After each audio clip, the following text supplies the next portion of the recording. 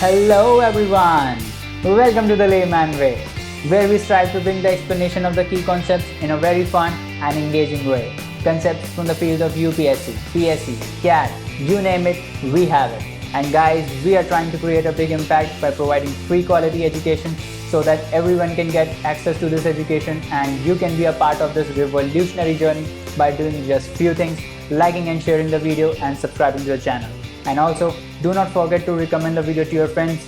Alright guys, if you want to view the full playlist, you can always go on the I button in the top right corner and view our full course. And if you are watching this video, do not forget to leave a comment down below and share your progress with others so that we can motivate one another, and let's get started. So guys, welcome to the course. तो चलिए आगे बढ़ते हैं अपने environment and ecology के course में। और last lecture में हमने सक्सेशन को डिस्कस किया था। तो उस ज़राश सक्सेशन को हमने लास्ट में देखा था कि कैसे बेयर एरिया से बेयर रॉक से बनता है ना। बेयर रॉक से पहले वो डिसइंटीग्रेट होता है, फिर स्मॉल श्रब्स वगैरह, ब्रायोफाइट्स वगैरह आते हैं, फिर धीरे धीरे ग्रासेज आती हैं, फिर श्रब्स आते हैं और फिर फाइनली क्लाइमेक्स कम्युनिटी बनती है ना। फिर हम देखा था जो ये इंटरमीडिएट वाली स्टेजेस होती हैं इनको हम सेरल स्टेजेस बोलते हैं ना। और ये जो स्पीशीज़ होते हैं जो बेयर एरिया में इन्वेट करते हैं उनको हम पाइनियर स्पीशीज़ बोलते हैं। ठीक है, इतना हमने देख लिया था। और फिर हमने ये भी बात किया था कि ये जो फाइनली ये जो कम्युनिटी है, क्लाइमैक्स कम्युनिटी, ये जो ज़ेराश है ये फाइनली म्यूजिक कंडीशन में कन्वर्ट होता है ना। यहाँ पे थोड़ा थोड़ा पानी आ जाता है ना, थोड़ा सा एकदम ड्राई से थोड़ा थोड़ा पानी आ जाता है, तो उसको हम क्या बोलते हैं, म्यूजिक कंडीशन। ठीक है, अब हम सेम चीज़ देखेंगे हाइड्रास सक्सेशन में। तो हाइड्रास सक्सेशन में क्या होता है, पानी होता है इनिशियली, पॉन्ड सिस्टम होता है ना, पॉन्ड होता है। तो हम एक पॉन्ड से स्टार्ट करते हैं। ठीक है, तो this is basically our pond है ना। तो यहाँ से सक्सेशन स्टार्ट होगा, यहाँ पे कुछ नहीं है अभी, है ना, सिर्फ पानी है। ठीक है, तो ये जो पानी होता है धीरे धीरे क्या होता है, इस पानी में धीरे धीरे क्या होता है, छोटे छोटे प्लांट्स आने लगते हैं। सबमर्ज प्लांट स्टेज होता है जिसको हम बोलते हैं, ये बहुत ही इंपॉर्टेंट है तो आपको याद रखना है एक एक स्टेज। तो सबसे पहला स्टेज अपना ये है फाइटोप्लैंक्टन्स वाला, जिसमें छोटे छोटे धीरे धीरे फाइटोप्लैंक्टन्स आने लगते हैं ना, जो सन की एनर्जी को यूज़ करके अपना खाना बनाते हैं। फिर ये फाइटोप्लैंक्टन्स धीरे धीरे बड़े होते हैं, है ना, और सबमर्ज प्लांट्स की स्टेज में कन्वर्ट हो जाते हैं, है ना। फिर धीरे धीरे छोटे छोटे बॉटम में प्लांट्स आ जाते हैं, धीरे धीरे साइड में आ जाते हैं। ठीक है, तो ये हो गया दूसरा स्टेज। उसके बाद फिर और आगे बढ़ती है चेन, है ना, और आगे बढ़ती है चेन। तो फिर ये जो बॉटम वाले प्लांट्स हैं ये धीरे धीरे अपर जो फ्लोटिंग प्लांट्स हैं उसमें कन्वर्ट हो जाते हैं और धीरे धीरे फ्लोटिंग प्लांट्स भी आने लगते हैं, है ना। इसको हम बोलते हैं submerge free floating plant stage. ठीक है, तो इसमें ये फ्री फ्लोटिंग जो आप देख रहे हो, फ्री फ्लोटिंग प्लांट्स ये आने लगते हैं। ठीक है, और ये सबमर्ज प्लांट स्टेज जो है यहाँ पे नीचे रहते हैं प्लांट्स। ठीक है, उसके बाद फिर दूसरी, ये हो गई पहली, ये हो गई दूसरी, ये हो गई तीसरी। ठीक है, इसके बाद चौथी स्टेज आती है कौन सी, रीड या स्वाम्प स्टेज। तो इसमें क्या होता है, ये जो ट्री, ये जो प्लांट्स हैं ये बड़े हो जाते हैं ना, ये ऐसे बड़े से हो जाते हैं, काफ़ी बड़े हो जाते हैं। तो इसको हम क्या बोलते हैं, स्वाम्प। स्वाम्प मतलब बहुत सारा पानी रहता है और प्लांट्स रहते हैं। ठीक है, तो उसको हम बोलते हैं स्वाम्प। तो ये हो जाती है रीड स्वाम्प स्टेज। उसके बाद कौन सी स्टेज आती है, उसके बाद ये और बड़े हो जाते हैं, है ना। इसमें बेसिकली ये ओवर पावर कर रहा है, धीरे धीरे फाइटोप्लैंक्टन से प्लांट्स बने, प्लांट से सबमर्ज बने, सबमर्ज से और बड़े बड़े ये और बड़े हो गए लेंथ में। ठीक है, फिर उसके बाद ये और ज़्यादा बड़े हो गए। ठीक है, तो ये वाली जो स्टेज होती है इसको हम बोलते हैं मार्श एंड मीडो स्टेज। ठीक है, मार्श मीडो स्टेज। ठीक है, दीज आर कॉल्ड मीडोज।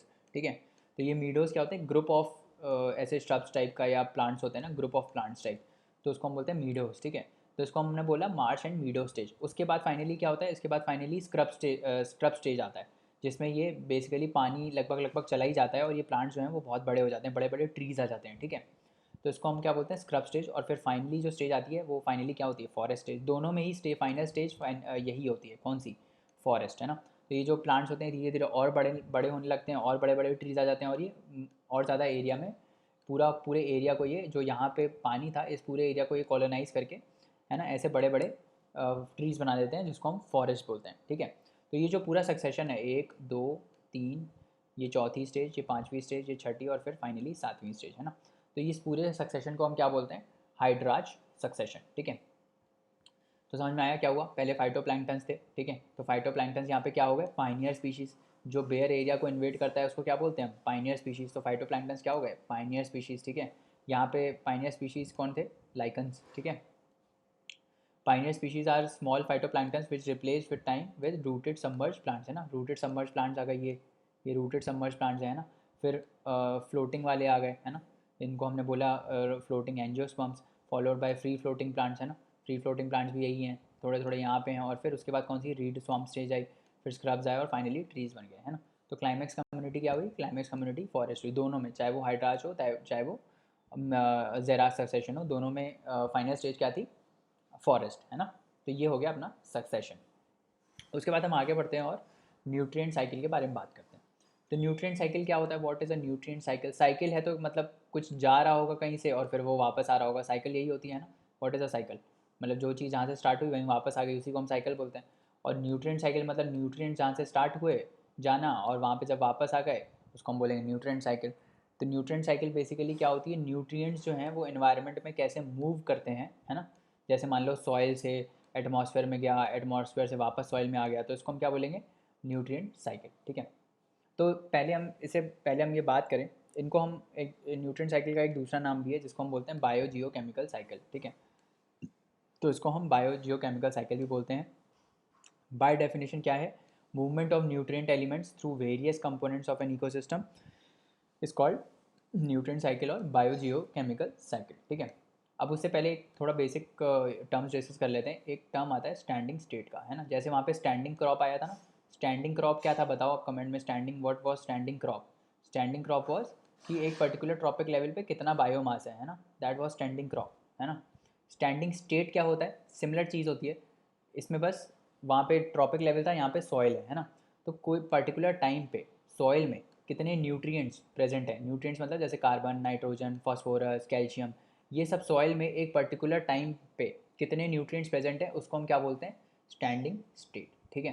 तो वहाँ पे स्टैंडिंग दो चीज़ें हैं, कंफ्यूज मत करना, एक है स्टैंडिंग क्रॉप जो हमने पीछे पढ़ा था, स्टैंडिंग क्रॉप, है ना, और दूसरा है स्टैंडिंग स्टेट, है ना।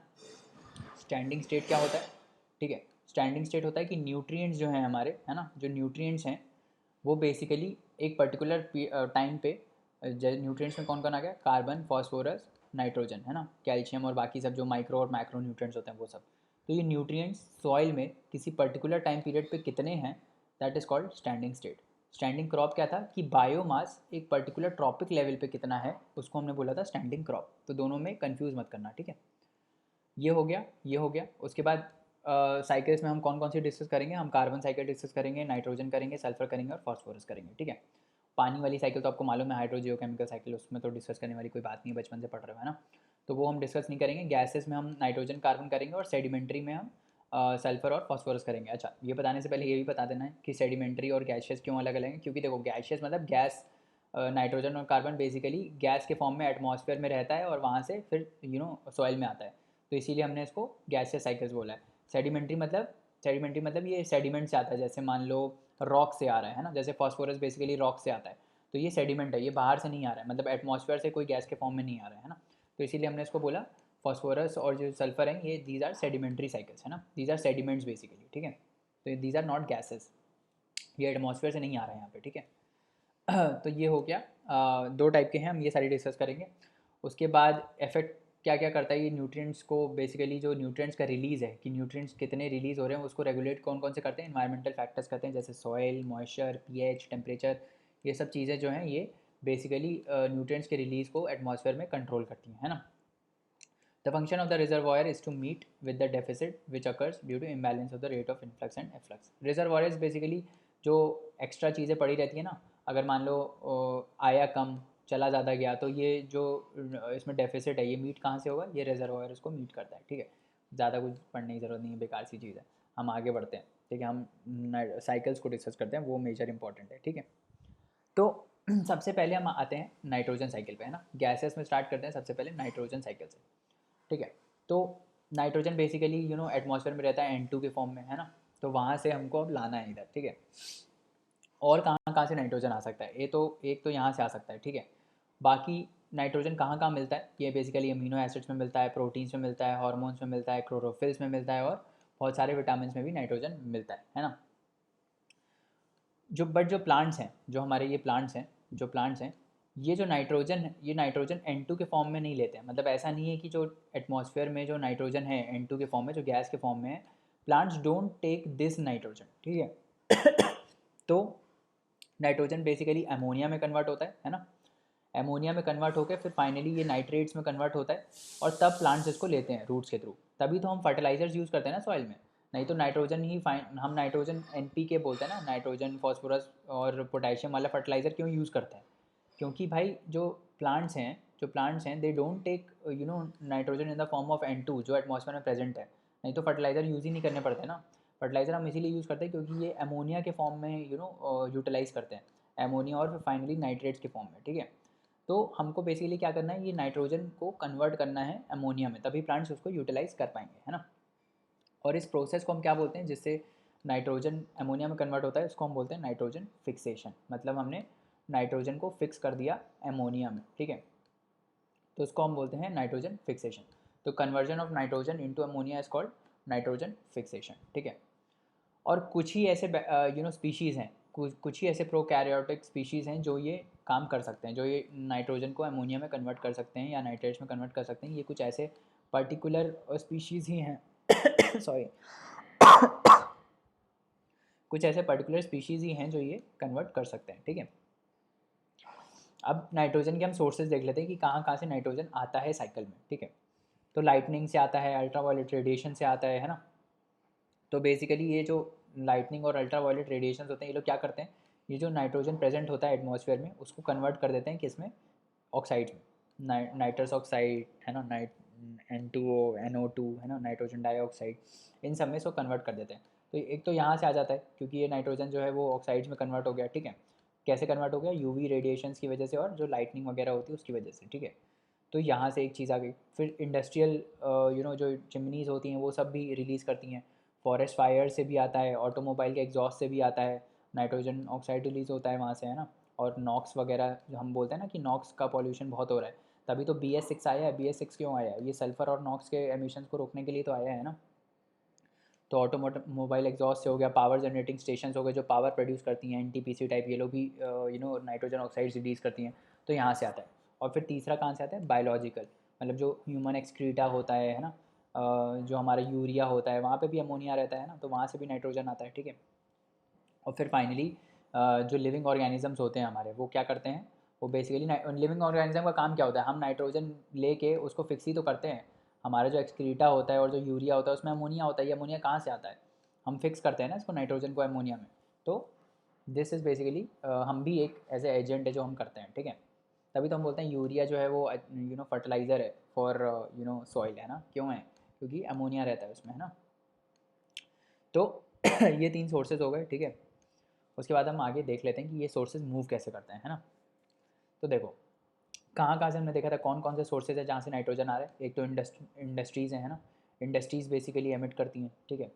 दूसरा फर्टिलाइज़र से आता है, जो इनका फर्टिलाइज़र से वहाँ से नाइट्रोजन आता है सॉइल में, ठीक है। उसके बाद ये जो काव है ना, काव का डंग जब रिलीज़ होगा तो उससे भी नाइट्रोजन आएगा। काव से मतलब है ऑर्गेनिक वाला सिस्टम है, ठीक है। उसके बाद ये जो ट्रीज़ हैं आप देख रहे हो, ट्रीज़ है ना, तो यहाँ पे इसकी रूट्स हैं, है ना।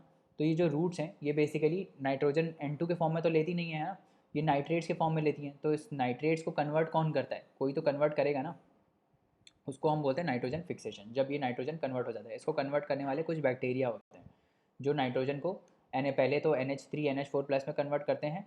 उसके बाद ये फाइनली इसको ये जो नाइट्रेट्स हैं फाइनली यहाँ पे आता है, ये प्रोसेस नाइट्रेट्स बेसिकली बनते हैं फाइनली यहाँ N2 से यहाँ तक बनने का प्रोसेस ये है। पहले अमोनिया बनता है, फिर ये बनता है, फिर ये बनता है, फिर ये बनता है। ये आपको याद रखने की ज़रूरत नहीं है कौन कौन करता है, बट आपको ये याद रखना है कि फाइनल प्रोडक्ट क्या होता है, फाइनल प्रोडक्ट होता है नाइट्रेट्स, ठीक है। तो नाइट्रोजन आया, देखो नाइट्रोजन इधर से आया, एटमॉस्फेयर से नाइट्रोजन इधर आया, इसको फिक्स किया इन बैक्टीरिया ने नाइट्रोजन को कन्वर्ट कर दिया किस में, नाइट्रेट्स में। नाइट्रेट्स कहाँ चले गए, प्लांट्स की रूट्स में। फिर प्लांट्स ने इसको कन्वर्ट किया अगेन किस में, प्लांट्स ने इसको कन्वर्ट किया ऑर्गेनिक मैटर में, ठीक है। फिर ये काव वगैरह इसको खाएगी, है ना। फिर काव वगैरह खाएगी तो इसका डंग निकलेगा, फिर से ये वापस इधर आ जाएगा, है ना। ये हो गया एक तो प्रोसेस, ये होगा जैसे ये मूव किया कि भाई यहाँ से इधर आया, यहाँ से इसने नाइट्रेट्स में कन्वर्ट किया, नाइट्रेट से प्लांट्स में गया, प्लांट से काऊ ने खाया, काऊ ने डंग किया, काऊ का डंग आया और फिर से फाइनली ये सॉइल में रिलीज़ हो गया। अब ये जब सॉइल में रिलीज़ हुआ नाइट्रेट, ठीक है, अगेन रिलीज़ हुआ ये जब अमोनिया, इसको फिर फाइनली ये नाइट्रोजन में कन्वर्ट कौन करता है, डीनिट्रीफाइंग बैक्टीरिया। तो डीनिट्रिफिकेशन क्या होता है, निट्रिफिकेशन क्या होता है कि नाइट्रोजन को नाइट्रेट्स में कन्वर्ट करना, और डीनिट्रिफिकेशन मतलब इसका जस्ट उल्टा, मतलब नाइट्रेट्स को फाइनली नाइट्रोजन में अगेन कन्वर्ट करना, दैट इज़ कॉल्ड डीनिट्रिफिकेशन। और ये करता कौन है डीनिट्रिफिकेशन, ये करते हैं डीनिट्रीफाइंग बैक्टीरिया। तो ये बेसिकली क्या करते हैं, नाइट्रेट से जो ये प्रोसेस था अगेन फिर से ये प्रोसेस सेम चलता है, NO2- में कन्वर्ट होता है, फिर NO में, फिर N2O में, और फिर फाइनली नाइट्रोजन में, ठीक है। तो साइकिल समझ में आई साइकिल समझ में आई क्या हुआ, नाइट्रोजन से इधर गया है ना, यहाँ से फिक्स हुआ और नाइट्रेट्स में बना, नाइट्रेट से फिर फाइनली पहले तो ये प्लांट्स में गया, प्लांट से इस काऊ ने लिया, काऊ से फिर फाइनली ये फिर से रिलीज़ हो गया और फिर नाइट्रेट से फिर ये जो डीनाइट्रीफाइंग बैक्टीरिया है उसने इसको नाइट्रोजन में कन्वर्ट कर दिया। तो ये पूरा साइकिल है, ठीक है। फिर ये यहाँ पे भी चला जाता है ना, यहाँ पे भी कुछ कुछ नाइट्रोजन का लीचिंग हो जाता है तो उससे यूट्रिफिकेशन होता है, हम आगे पढ़ेंगे यूट्रिफिकेशन क्या होता है। बट अब ये देखो ये यहाँ से जो फर्टिलाइज़र है ना, ओवर इरीगेशन से फर्टिलाइज़र या बारिश वगैरह खूब पड़ गई तो ये जो फर्टिलाइज़र है वो वाटर बॉडीज़ में चला जाता है ना, जिससे यूट्रिफिकेशन होता है। हम आगे पढ़ेंगे क्या होता है यूट्रिफिकेशन, ठीक है। इसके बाद आगे बढ़ते हैं तो क्या होता है, decomposition of organic nitrogen of dead plants and animals into ammonia is called ammonification, है ना। जिससे अमोनिया बनता है उसको हम एमोनिफिकेशन बोलते हैं। तो जब बेसिकली जो ये डेड प्लांट्स होते हैं ना, डेड प्लांट्स में भी नाइट्रोजन होता है, जब ये डिकम्पोज होते हैं तो ये जब अमोनिया इससे रिलीज़ होता है तो उसको हम क्या बोलते हैं, ammonification. Some of this ammonia volatilises, कुछ बाहर चला जाता है और कुछ कुछ एटमॉस्फेयर में री एंटर हो जाता है ना, and converted into nitrates by soil bacteria. जैसे हमने देखा कि सॉइल बैक्टीरिया जो है, ये जो बैक्टीरिया है ये बेसिकली क्या करता है, ये नाइट्रोजन को फिक्स करता है और नाइट्रेट्स में कन्वर्ट करता है ना। Ammonia is first oxidise to nitrite, है ना। अब आपको ये जो बैक्टीरिया हैं उनके नाम याद रखने हैं, ठीक है। तो एमोनिया सबसे पहले क्या होता है, हमने देखा था ना कि यहाँ NH3 बना है ना, ये NH3 बना, NH3 से फिर ये नाइट्रेट बना सॉरी नाइट्राइट बना, NO2 बना, यहाँ देखा था ये NO2 बना। तो ये एमोनिया से NO2 में कन्वर्ट कौन करता है, उस बैक्टीरिया का नाम क्या है, नाइट्रोमोनास या फिर नाइट्रोकॉकस। तो ये आपको दोनों को याद रखना है कि एमोनिया से, है ना, ammonia NH4 basically NH3 NH4, इससे जब नाइट्रोजन बना नाइट्राइट बना सॉरी जब नाइट्राइट बना तो ये बैक्टीरिया जिसने इसको कन्वर्ट किया वो क्या नाम था उसका, नाइट्रोमोनास या फिर नाइट्रोकॉकस। ये आपको याद रखना है, ठीक है। तो एमोनिया पहले क्या ऑक्सीडाइज होता है नाइट्राइट में, फिर ये नाइट्राइट जो है वो नाइट्रेट में ऑक्सीडाइज होता है, इसको कन्वर्ट करने वाला कौन है, नाइट्रोबैक्टर, ठीक है। नाइट्रोबैक्टर क्या करता है, अब मैं फिर से बता देता हूँ, ठीक है। एमोनिया है यहाँ पे, है ना, एमोनिया से क्या बना, NO2 बना, ठीक है। NO2 से क्या बना, NO3 बना, है ना। यहाँ पे ये वाला जो बैक्टीरिया है जिसने अमोनिया से NO2 में कन्वर्ट किया वो कौन सा था, वो है नाइट्रोकोकस या फिर नाइट्रोमोनास बैक्टीरिया, ठीक है। और NO2 जो कि नाइट्राइट है, नाइट्राइट से नाइट्रेट में किसने कन्वर्ट किया, नाइट्रोबैक्टर ने, है ना, नाइट्रोबैक्टर ने, ठीक है। तो ये आपको याद रखना है, यहाँ पे है नाइट्रोबैक्टर, यहाँ पे है नाइट्रोसोमोनास या फिर नाइट्रोकोकस, ठीक है। तो यहाँ पे पहला बैक्टीरिया, यहाँ पे दूसरा बैक्टीरिया। फिर ये जो नाइट्राइट्स होते हैं ये प्लांट्स ले लेते हैं ना, ये प्लांट्स ले लेते हैं, ठीक है। इस स्टेप्स को, ये जो पूरा प्रोसेस है जिससे अमोनिया यहाँ कन्वर्ट हुआ उसको क्या बोलते हैं, न्यूट्रीफिकेशन, ठीक है। Then these nitrifying bacteria are chemoautotrophs, है ना। These are called chemoautotrophs, chemo इसलिए क्योंकि ये केमिकल से खाना बनाते हैं, ठीक है, इसको बोलते हैं chemoautotrophs. The nitrate thus formed is absorb by the plants and is transported to the leaves, है ना। ये प्लांट्स ले लेते हैं, ये वाला जो नाइट्रेट बनता है ये प्लांट्स ले लेते हैं, हमने देखा था पीछे, है ना। ये नाइट्रेट जो है ये प्लांट्स ले लेते हैं, ठीक है। उसके बाद in leaves it is reduce to form ammonia again that finally forms the amine groups of the amino acids. तो लीव्स में फिर से ये जो नाइट्रेट है वो अमोनिया में कन्वर्ट हो जाता है ना। ये हो गया। फिर nitrate present in the soil is also reduce to nitrogen by the process of denitrification. Denitrification is carried by the bacteria of Pseudomonas या फिर थायोबैसिलस। तो ये आपको याद रखना है कि कौन सा बैक्टीरिया, ये जो बैक्टीरिया है जिसकी हम बात कर रहे थे डीन्यूट्रिफिकेशन में, जो नाइट्रेट को नाइट्रोजन में कन्वर्ट कर रहा है, ये पूरा प्रोसेस क्या है, यहाँ नाइट्रेट है, यहाँ ये बैक्टीरिया है डीन्यूट्रिफिकेशन, इसने क्या किया, नाइट्रेट को नाइट्रोजन में कन्वर्ट किया, है ना। ये पूरा साइकिल यही तो है ना। तो ये किसने किया, इसका नाम क्या है, सूडोमोनास या फिर थियोबैसिलस, है ना। ये आपको याद रखना है, सूडोमोनास या फिर थियोबैसिलस कौन सा है, जो डीन्यूट्रिफिकेशन करता है ना। और यहाँ पे दो कौन से थे, यहाँ पे जो इसने अमोनिया को NO2 माइनस में कन्वर्ट किया वो वाला क्या नाम था, नाइट्रोकॉकस या फिर नाइट्रोसोमोनास। और NO2 माइनस को NO3 माइनस में किसने कन्वर्ट किया, कौन था, नाइट्रोबैक्टर, ठीक है। तो ये जो है ये आपको याद रखना है कि कौन सा बैक्टीरिया कहाँ पे काम करता है, ठीक है। और इस पूरे प्रोसेस को हम क्या बोलते हैं, नाइट्रोजन फिक्सेशन। जो ये अमोनिया से पूरा जो नाइट्रेट बना, है ना, नाइट्रेट बना, अमोनिया से जो नाइट्रेट बना, इस प्रोसेस को हम क्या बोलते हैं, नाइट्रोजन फिक्सेशन, ठीक है। तो जब ये लिविंग ऑर्गेनिज्म करते हैं तो उसको हम बायोलॉजिकल बोल लेते हैं, बायोलॉजिकल नाइट्रोजन फिक्सेशन बोल देते हैं ना, क्योंकि यहाँ पे ये कौन कर रहा है, ये सब बैक्टीरिया तो कर रहे हैं ना, तो इसको हम क्या बोलेंगे, बायोलॉजिकल नाइट्रोजन फिक्सेशन, ठीक है। The enzyme nitrogenase which is capable of nitrogen reduction is present exclusively in prokaryotes. Such microbes are called N2 fixers. Nitrogen fixers बोलते हैं ऐसे बैक्टीरिया को, ठीक है। These microbes could be free living और symbiotic, ठीक है। ये सब बेकार है, इसमें क्या ही क्वेश्चन पूछेगा। अब देखो ये इंपॉर्टेंट है, ये जो ब्लैक में है ये इंपॉर्टेंट है, क्या है ये, जो ये free living nitrogen fixing aerobic microbes होते हैं, ये कौन कौन से होते हैं? एजोबैक्टर और बिजर्निका, है ना, ठीक है, ये आपको याद रखना है। While Rhodospirillum is anaerobic and Bacillus is free living, ठीक है। देखो ये जो हमने यहाँ पे पढ़ा था ना, थियोबैसिलस, ये क्या कर रहा था? डीनेटिफिकेशन कर रहा था, है ना। तो ये सब पूरा प्रोसेस नाइट्रोजन फिक्सेशन ही होता है। तो ये जो free living nitrogen fixing aerobic microbes होते हैं, एरोबिक मतलब जो ऑक्सीजन का यूज़ करके इसको करते हैं, ऑक्सीजन का यूज़ करके जो इसको ऑक्सीडाइज करते हैं ना। अब एमोनिया से आपको जब NO2 बनाना है, एमोनिया से जब आपको NO2 बनाना है तो यहाँ ऑक्सीजन ऐड होगा, है ना। तो ऑक्सीजन ऐड होगा, तो ये जो ऑक्सीजन का यूज़ करके ऐसे माइक्रोब्स ये करते हैं, ये वाले इनको क्या बोलते हैं? एजोबैक्टर या फिर बेजर्निका, ठीक है। ये दो हैं जो आपको याद रखने हैं, ये माइक्रोब्स के नाम आपको याद रखने हैं, एजोबैक्टर और बेजर्निका, ठीक है। नाम याद कर लेना, प्रोनाउंस अच्छे से नहीं हो पा रहा है, ठीक है। फिर दूसरा क्या है? और ये तो होगा एरोबिक, ये कौन से हैं? एरोबिक, जो ऑक्सीजन का यूज़ करके करते हैं। और एनेरोबिक में कौन कौन से हैं? रोडोस्पिरुलम, ठीक है, रोडोस्पिरुलम, ये आपको याद रखना है। रोडोस्पिरुलम कौन सा है? एनेरोबिक है, ठीक है। और उसके बाद बैसिलस जो है that is a free living, ठीक है, तो ये आपको याद रखना है। उसके बाद साइनोबैक्टीरिया जैसे एनाबेना एंड नॉस्टॉक, ये भी फ्री लिविंग नाइट्रोजन फिक्सर्स हैं। तो ऐसे पूछ सकते हैं सिंपल ना कि which of the following organisms are nitrogen fixing bacterias, ठीक है, या माइक्रोब्स या ऐसा कुछ, तो उसमें ऑप्शन दे देंगे एजोबैक्टर, एनाबेना, नॉस्टॉक, है ना। तो आप कंफ्यूज होकर ये सब कहाँ लिखा है? तो ये सब लिखा है NCERT में अपने, ठीक है, कि जो साइनोबैक्टीरिया होते हैं, साइनोबैक्टीरिया जैसे एनाबेना और नॉस्टॉक, ये लोग क्या है? ये लोग फ्री लिविंग नाइट्रोजन फिक्सर्स हैं, ठीक है। सिम्बायोटिक बायोलॉजिकल नाइट्रोजन फिक्सेशन भी होता है, कौन करते हैं? लेग्यूम बैक्टीरिया जैसे रिलेशनशिप है, तो लेग्यूम क्या करते हैं? लेग्यूम और बैक्टीरिया, बेसिकली जो लेग्यूम्स होते हैं ना, जो प्लांट्स के लेग्यूम्स होते हैं और बैक्टीरिया होते हैं, तो बैक्टीरिया इसको हेल्प करते हैं नाइट्रोजन लेने में, ठीक है, और इन टर्न ये इसको फूड प्रोवाइड करते हैं बैक्टीरिया को, ठीक है। तो ये एक सिम्बायोटिक रिलेशनशिप है ना। इससे क्या हो रहा है? इससे भी नाइट्रोजन फिक्स हो रहा है ना। Rhizobium and Frankia are free living in soil but as symbionts can fix atmospheric nitrogen, ठीक है। तो राइजोबियम और फ्रैंकिया भी क्या है? नाइट्रोजन फिक्सिंग बैक्टीरियाज है, तो ये भी आपको याद रखना है, ठीक है। तो कितने कितने हमने याद करिए? एजोबैक्टर, बेजर्निकिया, है ना, रोडोस्पिरुलम, बैसिलस, साइनोबैक्टीरिया जैसे anabaena, nostoc, these are again free living nitrogen fixers, है ना। और उसके बाद लेग्यूम बैक्टीरिया रिलेशनशिप के बारे में हमने बात करी, और फिर राइजोबियम और फ्रैंकिया के बारे में बात करी, ठीक है। तो ये आपको याद रखना है, ठीक है। सॉरी, तो ये आप याद रख लो, ये सिंपल सा प्रोसेस है जो पिछला हमने डिस्कस किया, वो एक फ्लो चार्ट में है ना। तो ये नाइट्रोजन कहाँ से आ रहा है? यहाँ नाइट्रोजन फिक्सेशन हो रहा है, इंडस्ट्रियल नाइट्रोजन फिक्सेशन हो रहा है, बायोलॉजिकल नाइट्रोजन फिक्सेशन हो रहा है। सबसे क्या बन रहा है? अमोनिया का आयन बन रहा है, फिर NO2 माइनस बन रहा है, फिर नाइट्रेट्स बन रहा है। नाइट्रेट्स को कौन ले रहे हैं? प्लांट ले रहा है। प्लांट से फिर उसका जब डीके होता है, फिर से ये वापस एमोनिफिकेशन, अमोनिया रिलीज़ होता है फाइनली जब प्लांट डेड वगैरह हो जाएगा, है ना। तो इसको खाने वाला भी एनिमल, जैसे काऊ खा रही थी, हमने देखा ना, काऊ उसको खा रही थी, फिर उसका जो काऊ डंग होगा, फिर उससे भी अमोनिया आएगा, वापस सॉइल में जाएगा, है ना। फिर जब ये नाइट्रेट बनता है सॉइल में, वापस नाइट्रेट बनता है, फिर again this is converted into nitrogen by denitrifying bacteria, है ना। हमने यही देखा था। तो साइकिल समझ में आया? नाइट्रोजन, एटमॉस्फेयर से नाइट्रोजन आया, एमोनिया में कन्वर्ट हुआ, एमोनियम आयन में कन्वर्ट हुआ, फिर नाइट्राइट में कन्वर्ट हुआ, फिर नाइट्रेट में कन्वर्ट हुआ। तो ये जो पार्ट ऑफ नाइट्रेट है ये प्लांट ने ले लिया, है ना। फिर प्लांट को खाने वाला जो एनिमल है उसने ले लिया।